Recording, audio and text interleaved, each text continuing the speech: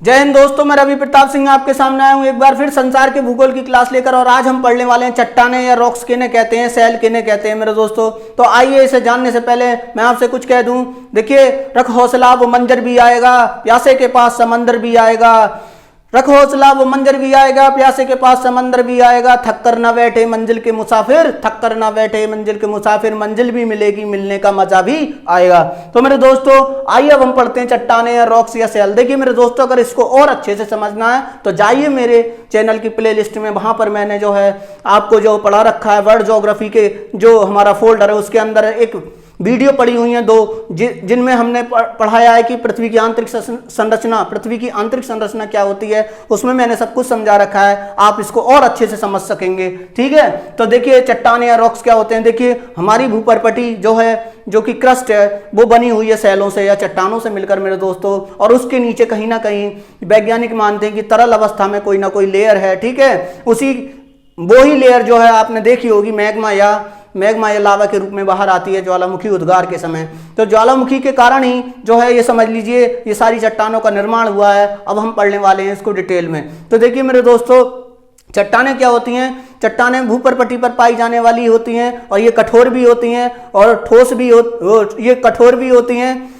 और जो है मुलायम भी होती हैं। और ये खनिजों से मिलकर बनी होती है मेरे दोस्तों, जो कि अधातुओं के खनिज होते हैं, उनसे मिलकर ये बनी होती हैं। तो मेरे दोस्तों आइए अब जानते हैं हम अध्ययन। देखिए चट्टानों के अध्ययन को हम पेट्रोलॉजी बोलते हैं। क्या बोलते हैं? चट्टानों के अध्ययन को हम पेट्रोलॉजी बोलते हैं। क्वेश्चन बन सकता है। अब देखिए मेरे दोस्तों, निर्माण विधि के अनुसार चट्टानों के प्रकार समझ लीजिए। मैंने बताया इसमें जो है ये चट्टानों का निर्माण जो हुआ है, जो कि लावा है या फिर मैग्मा है, उसी के कारण हुआ है, ज्वालामुखी के कारण। तो देखिए मेरे दोस्तों क्या है निर्माण विधि के अनुसार चट्टानों के प्रकार। देखिए पहला प्रकार है आग्नेय चट्टानें या इग्नियस रॉक्स। दूसरा प्रकार है अवसादी चट्टानें या सीडाइमेंट्री रॉक्स। ठीक, और अगर तीसरा प्रकार है तो रूपांतरित चट्टान या मेटामॉर्फिक रॉक्स। देखिए मेरे दोस्तों, अवसादी चट्टानों को हम प्रस्तरित या परतदार चट्टान भी बोलते हैं। तो अभी हम पढ़ने वाले हैं आग्नेय चट्टानें। ठीक, तो आग्नेय चट्टानें क्या होती हैं? इनको इग्नियस रॉक्स भी बोलते हैं। देखिए मेरे दोस्तों, ये ज्वालामुखी क्रियाओं के कारण ही बनती हैं। देखिए जो मैग्मा होता है मेरे दोस्तों, तो जो मैग्मा होता है मेरे दोस्तों, वो जो है अगर पृथ्वी के अंदर रह जाए, ठीक है, तो हम उन्हें अंतर्जात आग्नेय चट्टान बोलते हैं। अगर पृथ्वी के बाहर आ जाए तो वो हम बाह्य आग्नेय चट्टान बोलते हैं। क्योंकि आग्नेय चट्टान देखिए दो प्रकार की होती हैं, अंतर्जात आग्नेय चट्टान और दूसरा है बाह्य आग्नेय चट्टान। यानी अंतर्जात इंट्रूसिव इग्नियस रॉक्स और अगर बाह्य आग्नेय चट्टान एक्सट्रूसिव इग्नियस रॉक्स। ठीक, तो देखिए मेरे दोस्तों, अंतर्जात आग्नेय चट्टान भी दो प्रकार की होती हैं, पातालीय आग्नेय चट्टान प्लूटोनिक इग्नियस रॉक्स और मध्यवर्ती आग्नेय चट्टान इंटरमीडिएट इग्नियस रॉक्स। तो आइए समझते हैं आग्नेय चट्टान। मैंने बता दिया इसका जो निर्माण होता है वो किससे होता है? लावा या मैग्मा से होता है, पृथ्वी की सतह के अंदर रह जाए या फिर ऊपर आ जाए। तो अब आई जाती है, अब जानते हैं अंतर्जात आग्नेय चट्टान इंट्रूसिव इग्नियस रॉक्स। इसमें क्या होता है मेरे दोस्तों, जो लावा निकलने की कोशिश करता है, यदि कोई अवरोध उत्पन्न हो जाए लेकिन वो निकल नहीं पाए पृथ्वी की सतह से बाहर और अंदर ही रह जाए, तो उसको हम कहते हैं अंतर्जात आग्नेय चट्टान। अब अंतर्जात आग्नेय चट्टान में भी पातालीय आग्नेय चट्टान या प्लूटोनिक इग्नियस रॉक्स क्या होती हैं? ये ज्यादा गहराई में होती हैं, तो ज्यादा गहराई में बनती हैं तो पातालीय आग्नेय चट्टान, और पृथ्वी की सतह से कम गहराई में बने तो मध्यवर्ती आग्नेय चट्टान। होता क्या है मेरे दोस्तों, जब जो है हमारा जो है ज्वालामुखी फटने वाला होता है लेकिन वो फट नहीं पाता, होता क्या है कि जो हमारा लावा या मैग्मा है, अगर धरती की सतह के बहुत नीचे, अधिक नीचे अगर वो निकलना चाह रहा है लेकिन फिर कोई अवरोध आ जाए और वो वहीं पर जम जाता है धीरे धीरे ठंडा होकर, तो वहां पर क्या बनती हैं? पातालीय आग्नेय चट्टानें बनती हैं। उन्हें पातालीय आग्नेय चट्टानें कहते हैं। होता क्या है मेरे दोस्तों, वो निकलना तो चाह रहा है लेकिन कोई अवरोध आ गया और वो निकल नहीं रहा, क्योंकि पृथ्वी की सतह के नीचे टेम्परेचर भी ज़्यादा है। तो जहाँ पर टेम्परेचर ज़्यादा होता है वहाँ धीरे धीरे चीज़ें ठंडी होती हैं और जहाँ पर टेम्परेचर बहुत कम होता है वहाँ पर तेज़ी से ठंडी होती हैं। तो फिर क्या हुआ मेरे दोस्तों, जैसे धीरे धीरे ये ठंडा हुआ तो उसके बाद क्या बनी? उसके बाद बनी प्लूटोनिक इग्नियस रॉक। और जो है इसमें जो है ग्रेनाइट जो है फेमस है। क्या है? ग्रेनाइट जो चट्टान है वो किसके उदाहरण है? पातालीय आग्नेय चट्टान या प्लूटोनिक इग्नियस रॉक्स का उदाहरण है। अब देखिए मेरे दोस्तों, मध्यवर्ती आग्नेय चट्टान क्या होती है? ये कम ऊंचाई पर बनती है, मतलब कम गहराई में बनती है। और जैसे ही इसमें होता क्या है मेरे दोस्तों, जब लावा या मैग्मा बाहर निकलने की कोशिश करता है लेकिन कोई अवरोध उत्पन्न हो जाए, फिर क्या होता है मेरे दोस्तों, जो लावा है वो या तो छिद्रों में चला जाता है, छिद्रों में जम जाता है, या फिर क्या होता है चट्टानों की दरारों में जम जाता है, या फिर क्या है मेरे दोस्तों जो हमारा वोल्केनो है यानी कि ज्वालामुखी है उसकी जो नलिकाएं हैं उनमें जम जाता है, और इस प्रकार जो निर्माण होता है इस प्रकार की चट्टानों को हम मध्यवर्ती आग्नेय चट्टान या इंटरमीडिएट इग्नियस रॉक्स कहते हैं। अब देखिए इसमें जो है डोलोमाइट और मैग्नेटाइट मुख्य चट्टानें हैं, और अगर इनके देखिए इनके रूप बदल जाते हैं, चट्टानों के अनेक रूपों में भी मिलती हैं, और उन रूपों को हम कहते हैं मध्यवर्ती आग्नेय चट्टान के रूपों को लेकोलिथ, फेकोलिथ, लोपोलिथ, बेथोलिथ, सिल और डाइक। एक बार और सुन लीजिए, लेकोलिथ, फेकोलिथ, लेपोलिथ, बेथोलिथ, सिल और डाइक। तो कौन कौन सी आग्नेय चट्टानों में, अंतर्जात आग्नेय चट्टानों, पाताली आग्नेय चट्टान में कौन, ग्रेनाइट, मध्यवर्ती आग्नेय चट्टान में डोलोमाइट, मैग्नेटाइट, और इसके और भी रूप है लेकोलिथ, पेखोलिथ, लोपोलिथ, बेथोलिथ, सिल और डाइक। ठीक, अब मेरे दोस्तों बाह्य आग्नेय चट्टान को समझ लेते हैं। बाह्य आग्नेय चट्टान क्या होती हैं? ऐसा होता है मेरे दोस्तों, अब ज्वालामुखी फट चुका है, फटने के बाद उसमें से लावा निकल रहा है मेरे दोस्तों, मैग्मा निकल रहा है और वो पृथ्वी की सतह पर फैलना शुरू हो गया है। आप सुने होंगे जब ज्वालामुखी फटता है तो शहर के शहर बर्बाद हो जाते हैं, उसका इलाका जो है बंजर हो जाता है क्योंकि उसका टेम्परेचर बहुत ज़्यादा होता है लावे का। और वो देखिए पृथ्वी की सतह के नीचे की अपेक्षा ये ऊपरी सतह पर तेजी से ठंडा होता है, और इस प्रकार की जो लावा से निर्मित चट्टानें होती हैं जो पृथ्वी की सतह पर बनती हैं उनको हम बेसाल्ट चट्टानें कहते हैं। अब वो वाली चट्टानें जो हैं क्या कहलाती हैं? बेसाल्ट। बाह्य आग्नेय चट्टान आप समझ गए होंगे, ज्वालामुखी फट चुका है, लावा जो है पृथ्वी की सतह पर आ गया है, ठीक, मैग्मा, और उससे जो बना है बेसाल्ट चट्टान बनी है। और ठीक, और इसकी जो है इसको हम एक्सट्रूसिव इग्नियस रॉक्स भी बोलते हैं। अब देखिए मेरे दोस्तों, इसको हम ज्वालामुखी चट्टान भी बोलते हैं, बाह्य आग्नेय चट्टान को हम ज्वालामुखी आग्नेय चट्टान भी बोलते हैं। अब देखिए मेरे दोस्तों, इन आग्नेय चट्टानों का लगातार क्या होता रहता है? क्षरण होता रहता है, डिकम्पोजिशन होता रहता है, विघटन होता रहता है, वियोजन होता रहता है, और धीरे धीरे क्या बनने लगती हैं? और चट्टानें बनने लगती हैं। ठीक, अब जैसे अवसादी चट्टान हम पढ़ने वाले हैं, अवसादी चट्टानें जो किससे बनती हैं? वो आग्नेय चट्टानों से ही बनती हैं। ठीक, और इसको हम जो है अवसादी चट्टान को प्रस्थित या परतदार चट्टान भी बोलते हैं। तो आइए पढ़ते हैं हम कौन सी चट्टानें, अवसादी चट्टानें या फिर प्रस्तृत या परतदार चट्टान पढ़ लेते हैं। आइए मेरे दोस्तों, आइए दोस्तों अब पढ़ लेते हैं हम अवसादी चट्टानें या फिर सी डायमेंट्री रॉक्स। सी डायमेंट्री रॉक्स क्या होती हैं? देखिए मेरे दोस्तों, जो आग्नेय चट्टानें अभी हमने पढ़ी हैं, आग्नेय चट्टानों और रूपांतरित चट्टानों का धीरे धीरे क्षरण या वियोजन होना शुरू हो जाता है, डिकम्पोजिशन होना शुरू हो जाता है, तो उसके बाद अवसादी चट्टानें बनती हैं, और ये परत दर परत बनती रहती हैं। इनमें परतें पाई जाती हैं, इनमें कार्बनिक पदार्थ भी पाए जाते हैं मेरे दोस्तों, ह्यूमस भी पाया जाता है, यानी कि जो है ह्यूमस भी पाया जाता है और कार्बनिक पदार्थ भी पाए जाते हैं। और मेरे दोस्तों, जो पशु पक्षी मर गए हैं उनका जीवाश्म भी इसमें पाए जाते हैं। तो जो है परतदार चट्टान या फिर इनको हम क्या बोलते हैं? अवसादी चट्टानें भी बोलते हैं। तो अवसादी चट्टानों में क्या पाए जाते हैं? जीवाश्म भी पाए जाते हैं। तो आइए मेरे दोस्तों अवसादी चट्टानों को पढ़ लेते हैं। क्या है?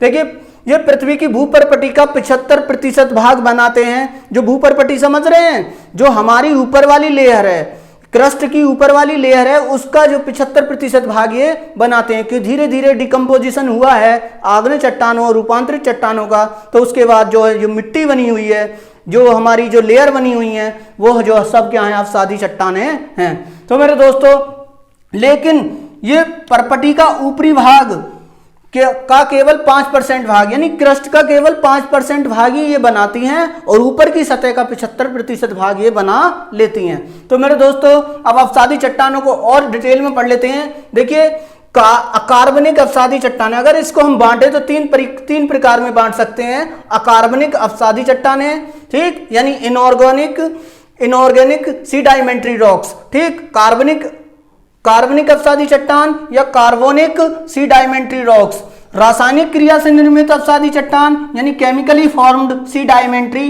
रॉक्स। तो मेरे दोस्तों, अब देखिए अकार्बनिक जो है, अकार्बनिक अवसादी चट्टानें जो हैं दो प्रकार की हैं। बालू प्रधान चट्टान, ठीक है, जिसमें जो है बालू ज्यादा होती है, और किले प्रधान चट्टान जिसमें किले ज्यादा होती है।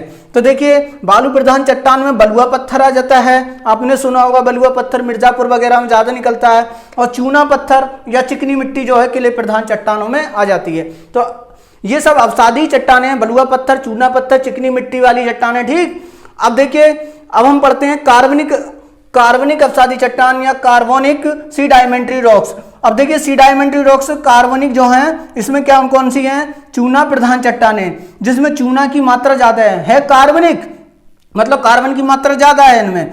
और कार्बन प्रधान चट्टानें दो प्रकार की हो गई, चूना प्रधान चट्टानें मतलब चूना ज्यादा होगा, और कार्बन प्रधान चट्टान मतलब कार्बन ज्यादा होगा। अब चूना प्रधान चट्टानों में, कार्बनिक अवसादी चट्टानों में खड़िया आ जाता है, खड़िया सुना होगा आपने, जिप्सम, डोलोमाइट। ठीक, तो ये जो है किसकी है? चूना प्रधान चट्टानों में आती हैं, कार्बनिक अवसादी चट्टानों में खड़िया, जिप्सम, डोलोमाइट। और कार्बन प्रधान चट्टानों की बात करें तो इसमें आता है मेरे दोस्तों कोयला। क्या आता है? कोयला। ठीक, कोल। अब देखिए रासायनिक क्रिया से निर्मित जो चट्टानें हैं, अवसादी चट्टानें हैं, केमिकली फॉर्म्ड सी डायमेंट्री रॉक्स जो हैं, उसमें सेंधा नमक आता है, रॉक सॉल्ट आता है, जिप्सम आता है, और लोहे का निक्षेप, आयरन निक्षेप आता है। ठीक, तो मेरे दोस्तों ये हो गई अवसादी चट्टानें। अब पढ़ लेते हैं हम रूपांतरित चट्टानें कौन कौन सी हैं। देखिए रूपांतरित चट्टानों में क्या होता है, या तो वो अवसादी चट्टानों से बनी होंगी, या फिर अवसादी चट्टानों से रूपांतरित हो गई होंगी कालखंड में। ठीक, ज्यादा समय के बाद, ज्यादा टेम्परेचर, ज्यादा दबाव की वजह से, या फिर आग्नेय चट्टानों से रूपांतरित हुई होंगी। तो आइए अब जान लेते हैं रूपांतरित चट्टानों को। तो मेरे दोस्तों देखिए रूपांतरित चट्टान, आइए मेरे दोस्तों अब रूपांतरित चट्टानें पढ़ लेते हैं। मेटामॉर्फिक रॉक्स क्या होती हैं मेरे दोस्तों? देखिए मेटामॉर्फिक रॉक्स या तो आग्नेय चट्टानों से बनती हैं, या फिर बनती हैं अवसादी चट्टानों से।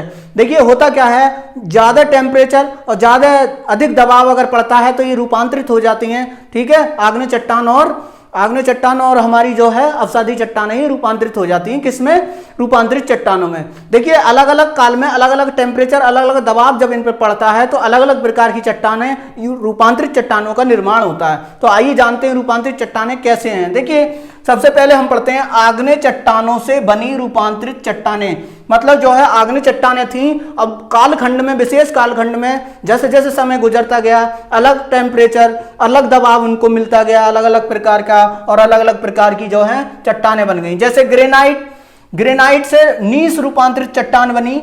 ग्रेनाइट से कौन सी? नीस रूपांतरित चट्टान बनी। और मेरे दोस्तों बेसाल्ट से देखिए सिस्ट बनी, और बेसाल्ट से ही एम्फीबोलाइट बनी। बेसाल्ट से ही कौन सी बनी?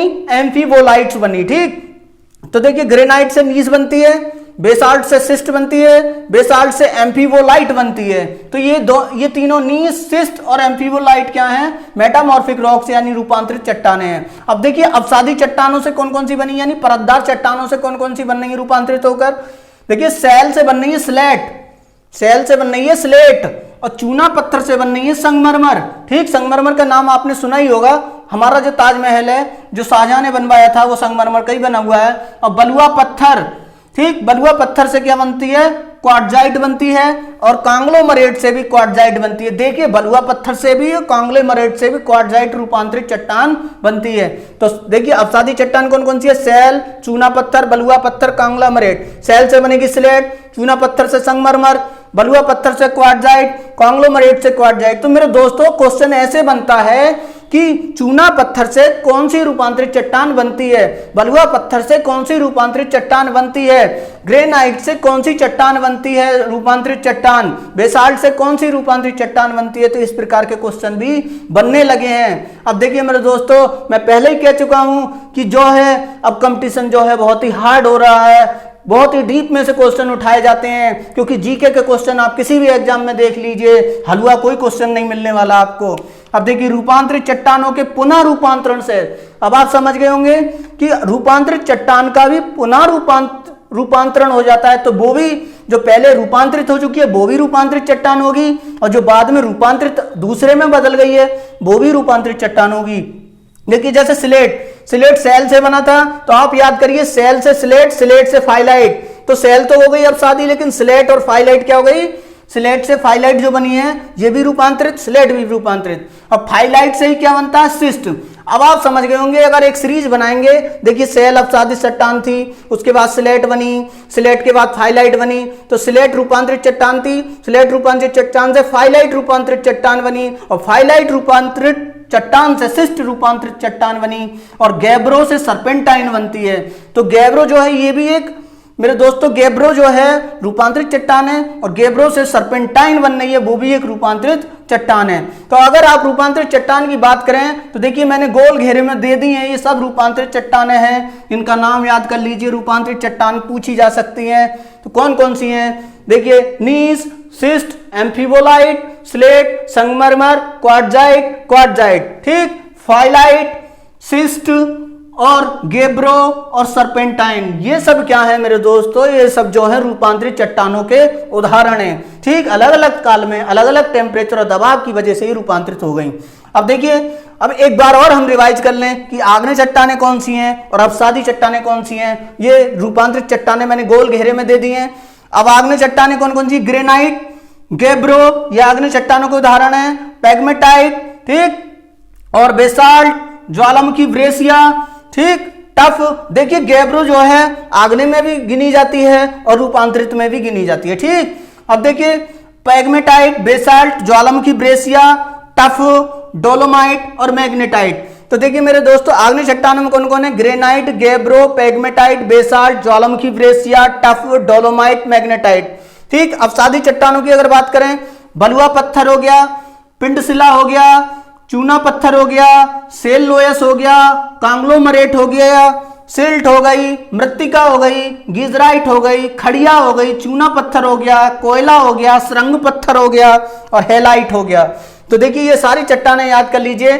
आपको ऑप्शन में मिलेगा कि जैसे उसने पूछा क्वेश्चन में कि अपसादी चट्टान कौन सी है, तो उसमें ग्रेनाइट मिल सकता है, क्वार्टजाइट मिल सकता है, और इनमें से एक दे देगा, मान लीजिए सिल्ट दे दिया, और इनमें से कोई नहीं ऑप्शन, तो सिल्ट लगाना पड़ेगा अपसादी चट्टान में, ठीक। तो अपसादी चट्टान बलुआ पत्थर, पिंडशिला, चूना पत्थर, सेलुलोस, कांग्लोमरेट, सिल्ट, मृत्तिका, गीजराइट, खड़िया, चूना पत्थर, कोयला, सुरंग पत्थर, हेलाइट। आग्नेय चट्टान में ग्रेनाइट, गैब्रो, पैगमेटाइट, बेसाल्ट, ज्वालामुखी ब्रेसिया, टफ, डोलोमाइट, मैग्नेटाइट। अब जैसे आप यहां देख रहे हैं गैब्रो, तो गैब्रो में जो है, गैब्रो जो है क्या है? रूपांतरित भी है और आग्नेय भी है। तो इसलिए याद कर लेना कि गैब्रो को रूपांतरित में भी गिन लिया जाता है और आग्नेय में भी गिन लिया जाता है। तो मेरे दोस्तों अब हम यहीं छोड़ते हैं और इस वीडियो को यहीं खत्म करते हैं। मेरे दोस्तों मेरे चैनल को सब्सक्राइब कीजिए, लाइक कीजिए, लोगों में शेयर कीजिए, और मेरे दोस्तों पढ़ते रहिए मेरे साथ संसार का भूगोल। इससे पहली वाली क्लास बहुत ही अच्छी रही है, उसमें मैंने कर्क रेखा, मकर रेखा,